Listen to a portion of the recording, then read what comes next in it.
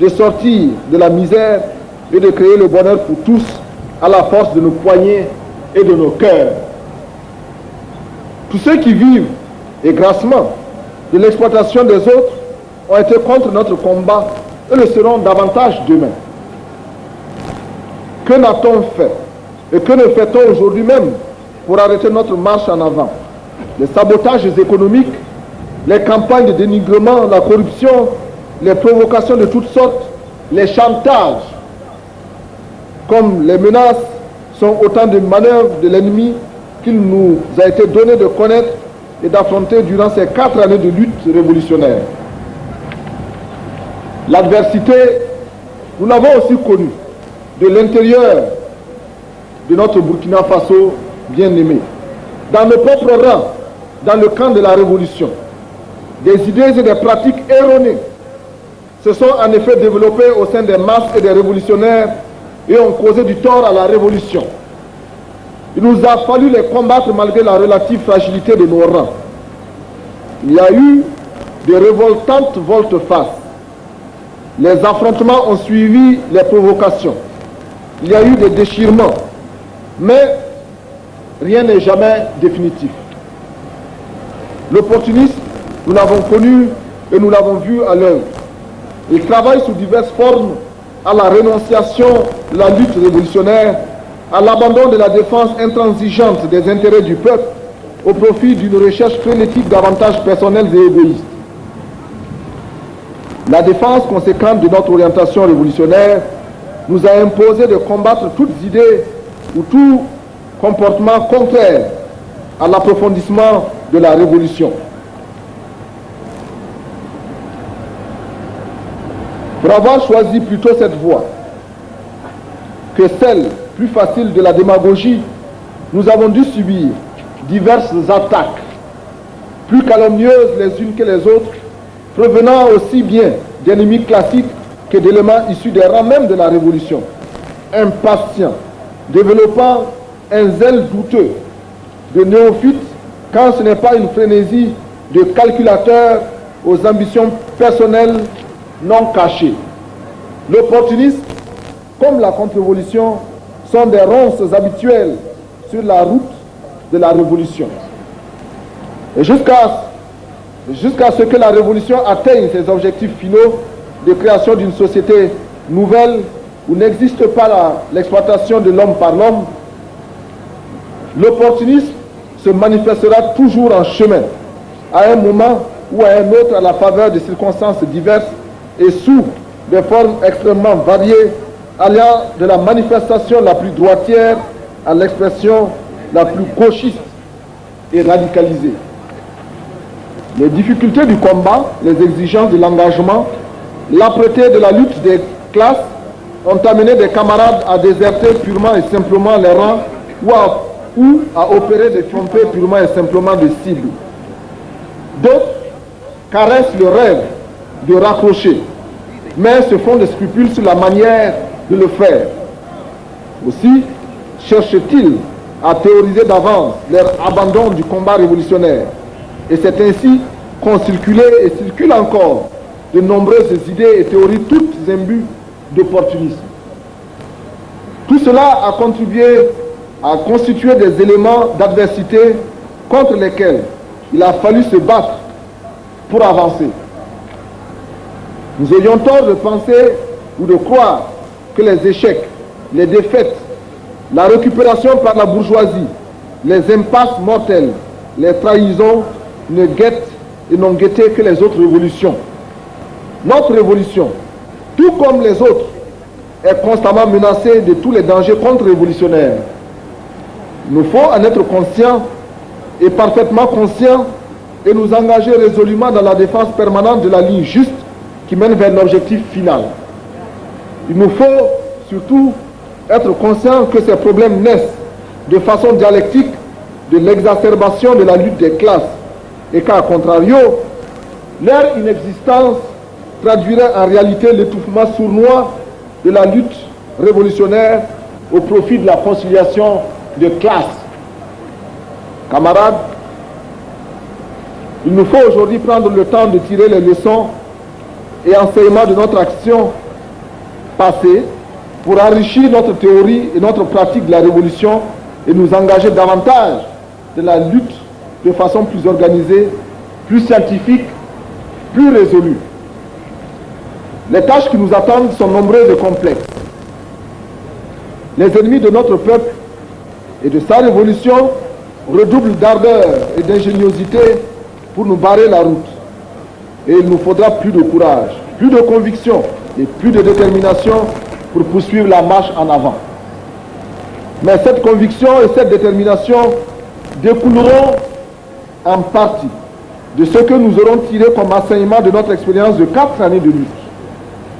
Et c'est pourquoi il nous faudra faire en l'an 5 de notre évolution une année de bilan, une année de l'action idéologique et politique scientifiquement organisée.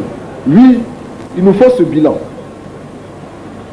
En 4 ans de révolution, nous avons opéré d'importantes transformations révolutionnaires. Nous avons jeté les bases de la résolution de nombreux problèmes qui se posent à notre peuple. Nous avons beaucoup agi et partout dans les différents secteurs de la société. Nous avons donné l'impression de tout vouloir changer et tout de suite.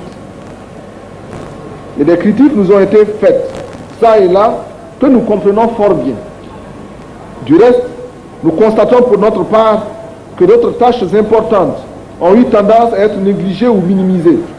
Il nous faudra consacrer plus particulièrement l'an 5 à l'exécution de ces tâches-là qui sont d'ordre idéologique, politique et organisationnel.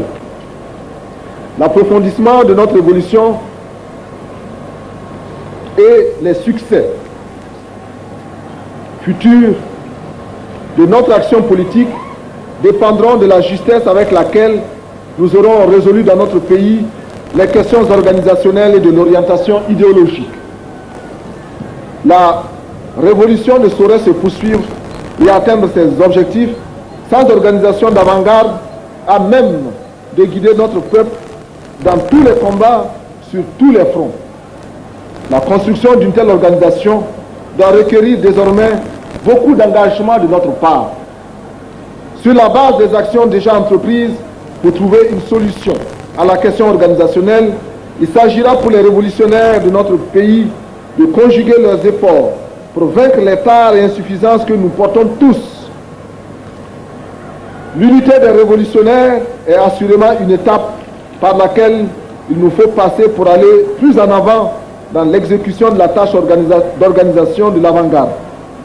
Et je me réjouis de constater qu'à ce 4e anniversaire de notre révolution, que les bases sont jetées quant à la réalisation d'une unité réelle, d'une unité militante de l'ensemble des forces révolutionnaires de notre pays. Mais gardons-nous de faire de l'unité une univocité asséchante, paralysante et stérilisante. Au contraire, préférons-lui l'expression plurielle, diversifiée et enrichissante de pensées nombreuses, d'actions diverses. Pensées et actions riches de 1000 nuances, toutes tendues courageusement et sincèrement dans l'acceptation de la différence, le respect de la critique et de l'autocritique, vers le seul objectif radieux. Cet objectif qui ne saurait être rien d'autre que le bonheur de notre peuple. Camarades, les tâches idéologiques, politiques et organisationnelles dont nous devons nous acquitter sont de grande importance pour le renforcement de notre évolution, pour soutenir l'adhésion massive et consciente des masses à la politique révolutionnaire que nous continuerons de mener.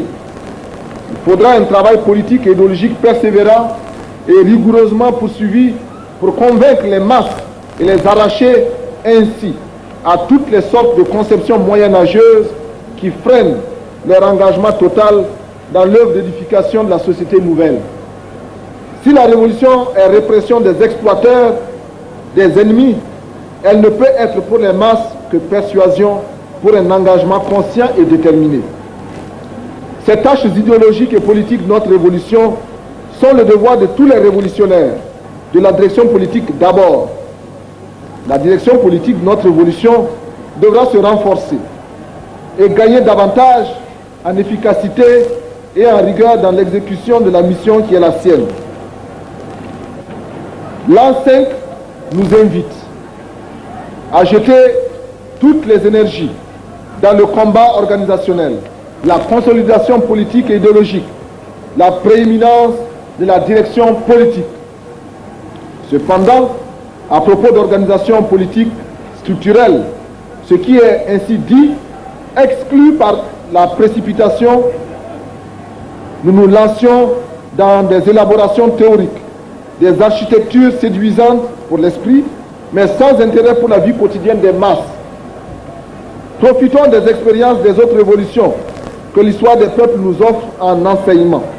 En particulier, tenons compte de l'expérience de ceux qui, comme nous, et ils sont nombreux, ont dû se doter d'organisations diverses et unies, ou d'uniques organisations diverses, tout en organisant et en défendant le pouvoir d'État âprement et dignement conquis. Évitons donc les élaborations éthérées qui donnent naissance à des organigrammes théoriques sans fonctionnalité, sans intérêt pour les masses, simplement destinés à la contemplation de quelques rêveurs, zélateurs qui voudraient se faire plaisir. Au contraire, notre révolution est d'abord une révolution qualitative, dans une transformation qualitative des esprits qui se traduit dans la construction concrète de la société nouvelle burkinabé. C'est la qualité de la vie qui est en train de changer au Burkina. Et cela est conséquence de l'évolution qualitative des esprits. Le mythe de l'enrichissement sans foi ni loi, selon les expériences de la jungle capitaliste des années d'après-guerre, s'est définitivement évanoui au Burkina. Notre patrie est un chantier où les critères de la moralité, les soucis de justice sociale, le respect des droits fondamentaux à une vue, à une existence toujours meilleure, ne sont pas de vains mots, mais se matérialisent dans la pratique sociale de chacun de nous. La spécificité de notre révolution, son exemplarité et son rayonnement tiennent à ces valeurs cardinales que nous avons su défendre farouchement jusque-là.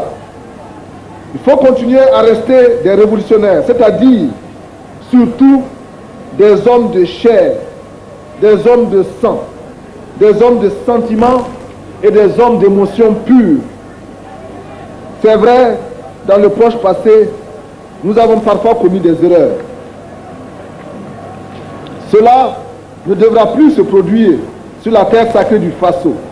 Il doit y avoir de la place dans le cœur de chacun de nous pour ceux qui ne sont pas encore parfaitement en harmonie avec le discours d'orientation politique et les objectifs de notre plan quinquennal.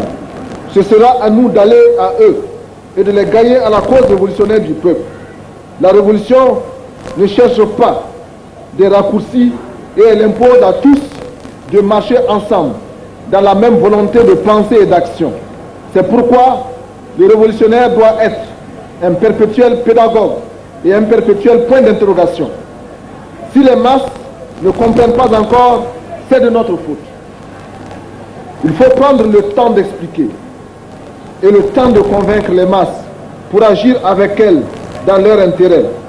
Si les masses comprennent mal, c'est encore de notre faute et il faut rectifier, préciser, nuancer. Il faut s'adapter aux masses et non vouloir adapter les masses à ses propres désirs, à ses propres rêves. Les révolutionnaires n'ont pas peur de leurs fautes. Ils ont le courage politique de les reconnaître publiquement, car c'est un engagement à se corriger, à mieux faire. Nous devons préférer un pas ensemble avec tout le peuple. D'autres voies, plus faciles, plus expéditives existent, mais elles ne produisent que des illusions et laissent des lendemains amers. Tout cela, nous le réaliserons grâce à nos structures révolutionnaires dans les services, les villes, les villages, à savoir grâce à nos comités de défense de la révolution, grâce à l'Union des femmes du Burkina, grâce au mouvement national des pionniers, grâce à l'Union nationale des anciens du Burkina, grâce à l'Union nationale des paysans du Burkina. Et les structures devront être perfectionnées, parachevées. Celles dont la construction requiert plus davantage de notre effort, de nos efforts quotidiens, recevront notre attention tout au long de l'an 5 de notre révolution. Camarades, chers amis des pays d'Afrique, d'Europe, d'Amérique et d'Asie, je voudrais, au nom de notre peuple et du Conseil national de la Révolution,